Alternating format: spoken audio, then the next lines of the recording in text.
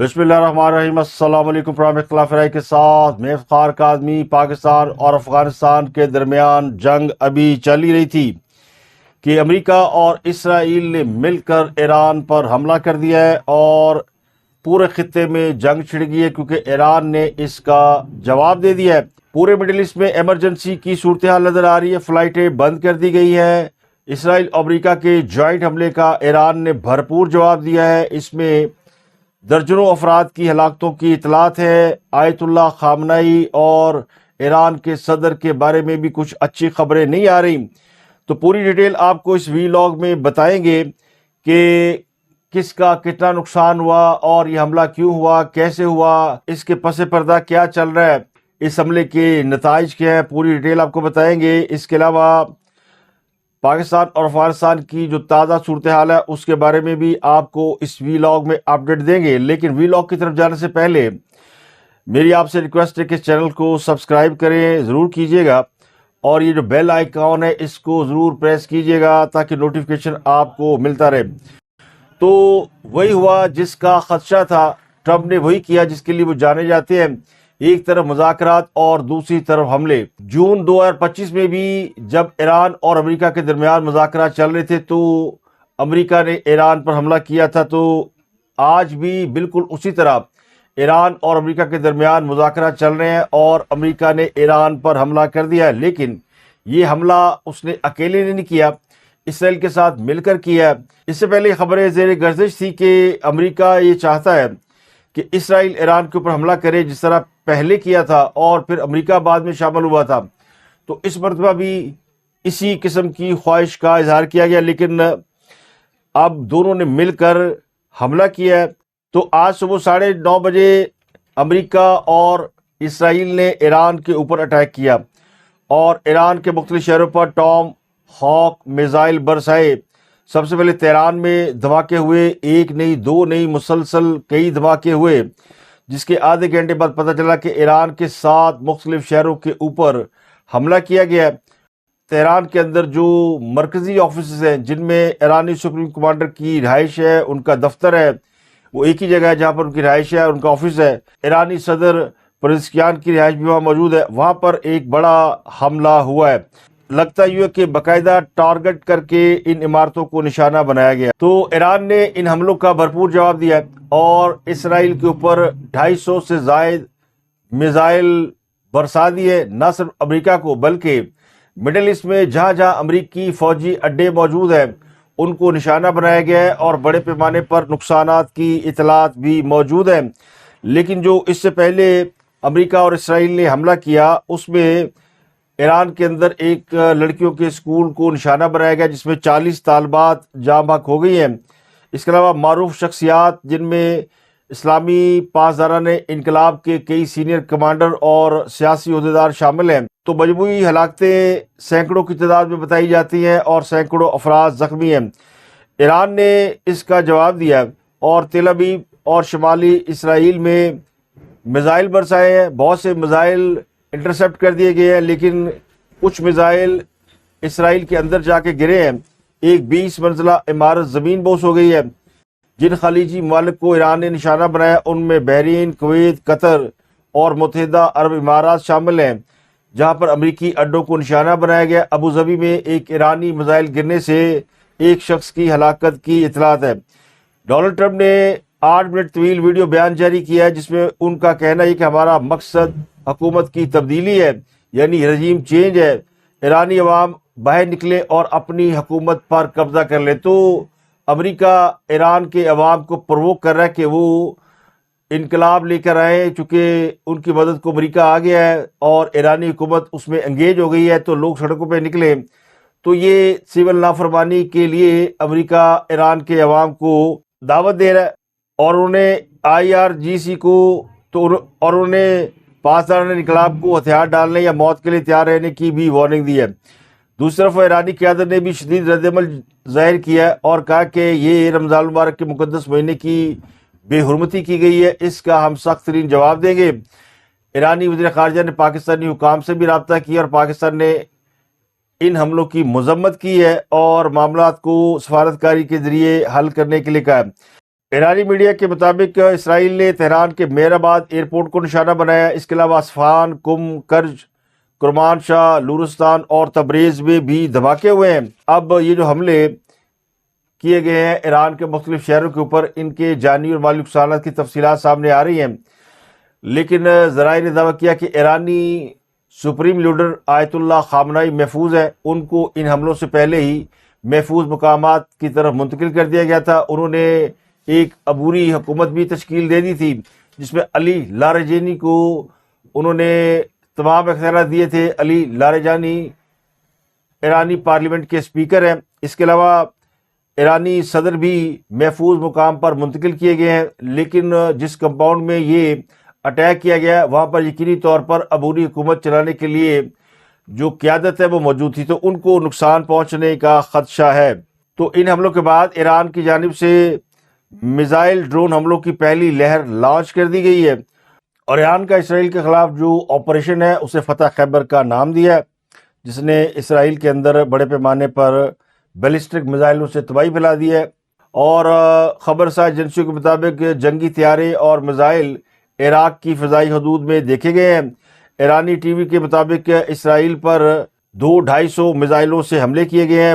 اب اسرائیل کا اس میں کوئی نقصان ہوا ہے، اگرچہ کئی میزائل اسرائیل کی طرف مارے گئے ہیں، ان میں بہت سے میزائل گرا دیے گئے ہیں، لیکن 35 میزائل نے اسرائیلی حدود کو کراس کیا ہے اور اس نے اسرائیل کے انفراسٹرکچر کو شدید نقصان پہنچایا ہے. اسرائیل کا نیوٹم ایئر بیس بھی ایرانی نشانے پر رہا ہے. ان حملوں سے پہلے ہی اسرائیل نے وارننگ جاری کر دی تھی اور اسرائیلی شہریوں کو بنکروں میں پناہ لینے کے لیے کہہ دیا تھا، جس سے اس وقت اسرائیل کے اندر معاشی زندگی مفلوج ہے. اور ایران نے رد عمل کے طور پر مڈل ایسٹ میں موجود امریکی اڈوں کو بھی نشانہ بنایا ہے.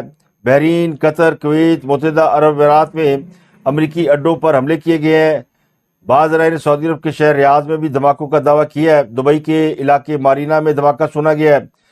ایران نے پہلے ہی دھمکی دی تھی کہ اگر ایران پر حملہ ہوا تو یہ جنگ پورے خطے میں پھیل جائے گی، اور ایران مڈل ایسٹ میں موجود امریکی فوجی اڈوں کو نشانہ بنائے گا. اس کے علاوہ خبر یہ کہ اس جنگ میں یمن کے حوثیوں نے اسرائیل اور سمندری راستے پر جہازوں پر حملے شروع کر دیے ہیں.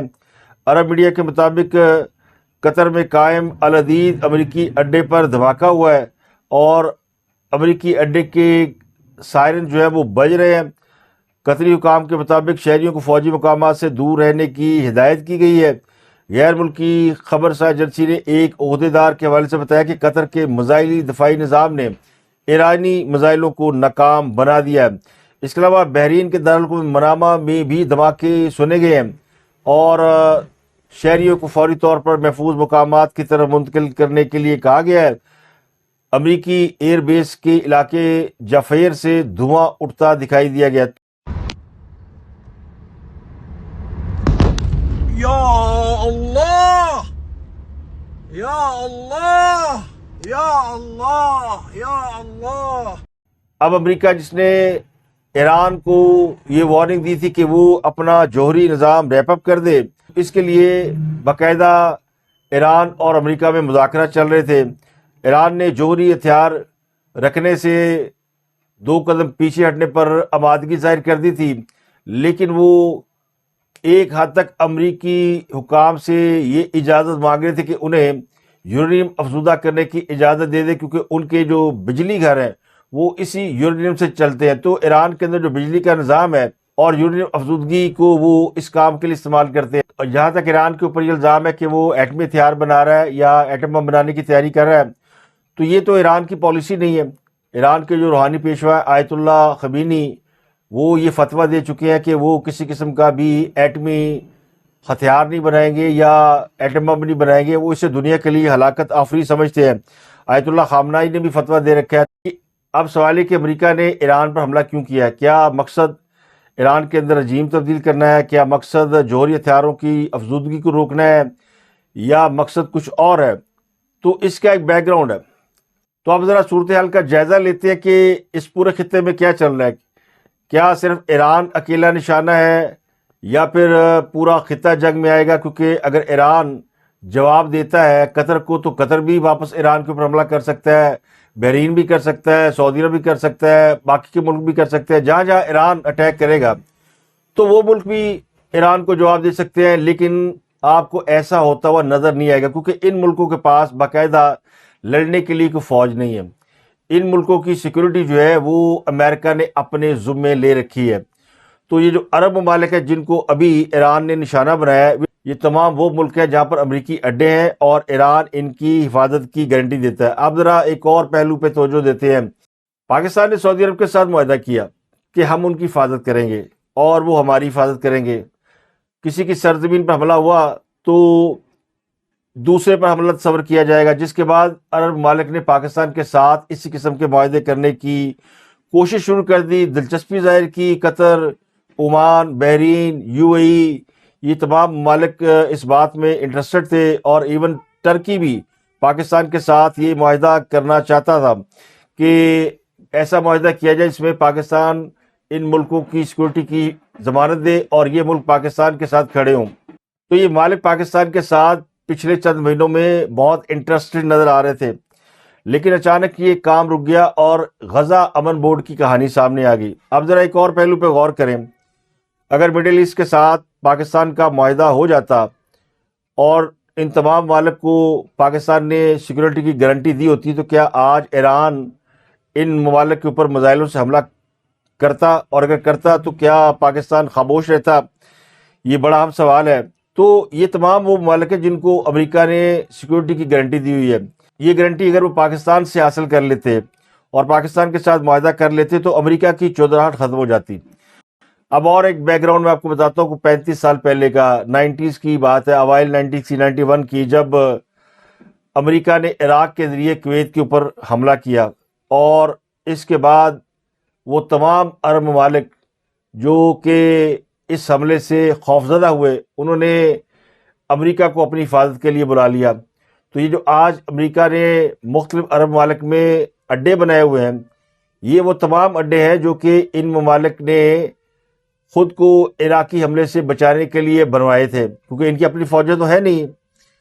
تو عراق کے خوف سے انہوں نے امریکہ کو اڈے بنانے کی اجازت دی. تو پچھلے 35 سال سے امریکہ وہاں بیٹھا ہوا ہے. عراق کے جو اس وقت سربراہ تھے صدر صدام حسین، ان کو پھانسی پہ لٹکا کے وہاں پہ حکومت تبدیل کر کے عرب ممالک کو یقین دلا دیا کہ اب عراق ان کے لیے کوئی خطرہ نہیں ہے. لیکن ایک دوسرا خطرہ تو موجود ہے، وہ خطرہ ایران کی صورت میں تھا. ایران اور سعودی عرب کے تعلقات بڑے عرصے سے خراب ہیں، بلکہ عرب ممالک اور ایران کے تعلقات ہمیشہ سے ہی خراب رہے ہیں.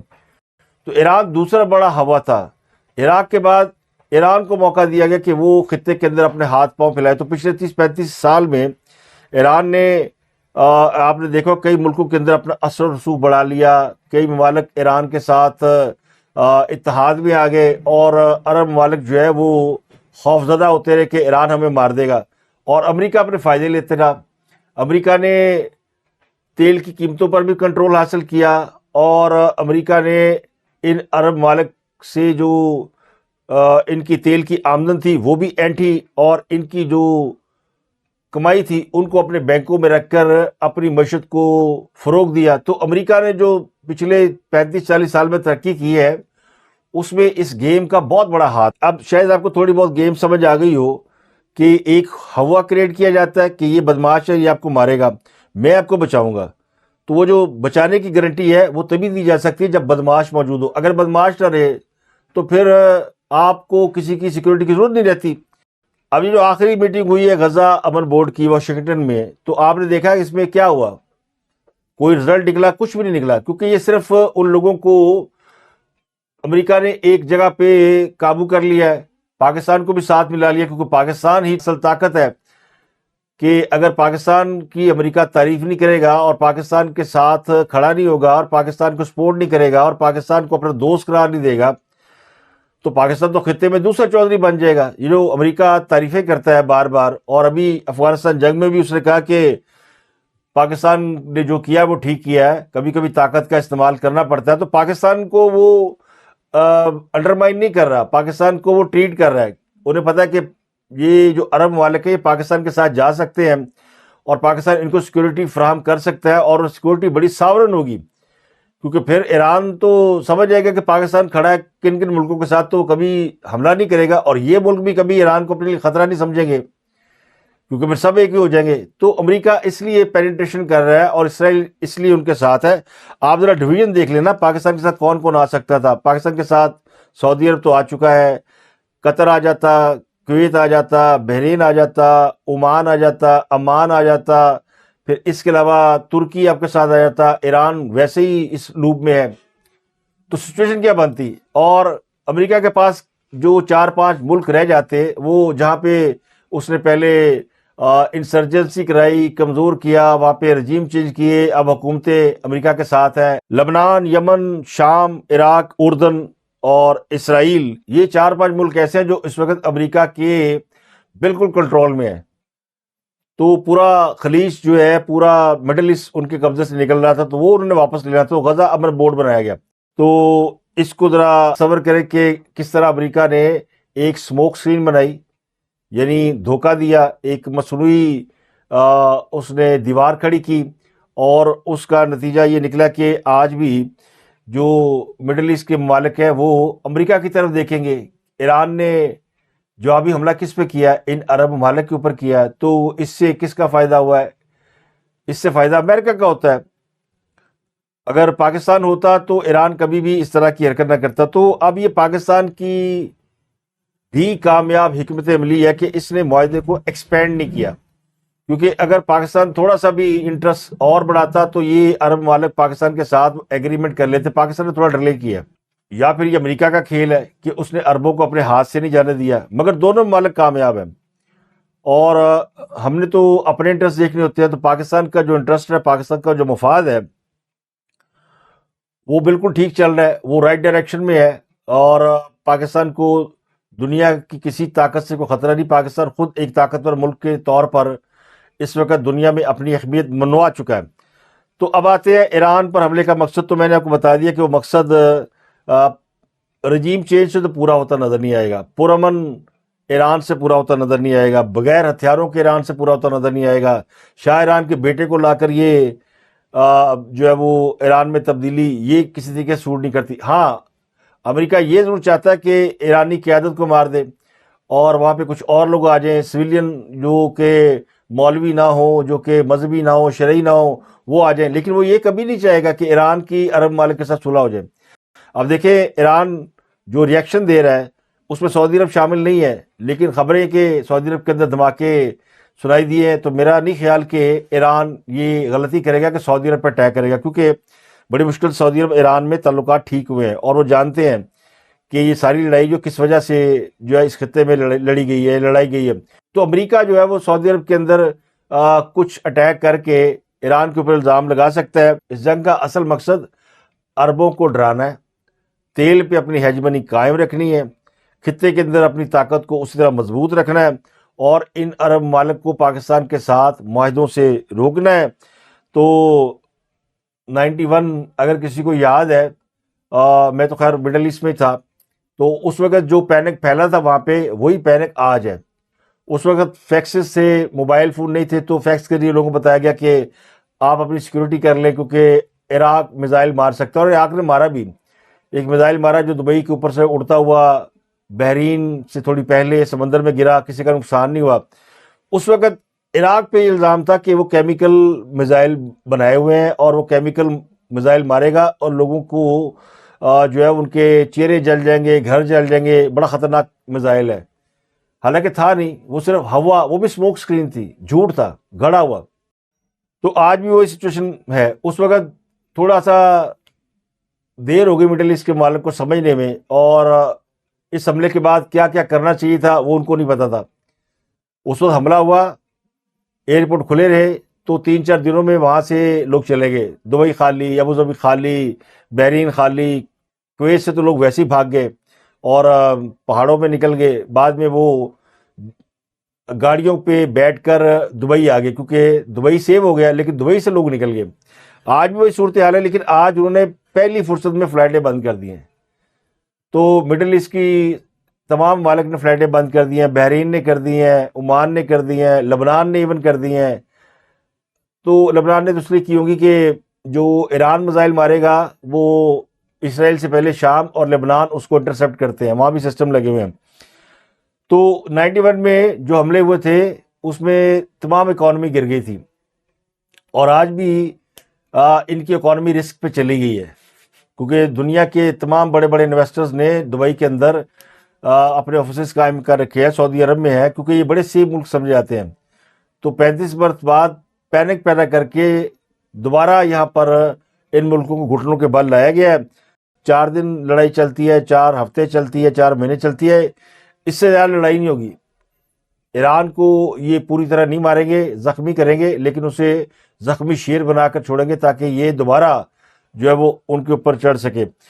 اب بات کرتے ہیں پاکستان اور افغانستان کی جنگ کے حوالے سے جو حکومت پاکستان نے اپڈیٹ کی ہے، اس کے مطابق پاکستان میں 37 مقامات کو فضائی کارروائی کے ذریعے نشانہ بنایا گیا، اور اب تک افغانستان کے 331 فوجی ہلاک ہو چکے ہیں، 500 سے زخمی ہیں۔ اب ان فوجی کہیں یا افغان رجیم کے کرندے کہیں یا دہشت گرد کہیں یا فطرت الخوارج کہیں، بات ایک ہی ہے۔ پاکستان نے جو اب تک افغان طالبان کی چیک پوسٹیں قبضے میں لی ہیں، ان کی تعداد بڑھ کر 104 ہو گئی ہے، 22 پر پاکستان کا مکمل کنٹرول ہے، 163 ٹینک اور مسلح گاڑیاں اب تک تباہ ہو چکی ہیں۔ تو آپریشن غزب الحق ابھی تک جاری ہے، پاکستان نے اس کو ریپ اپ نہیں کیا۔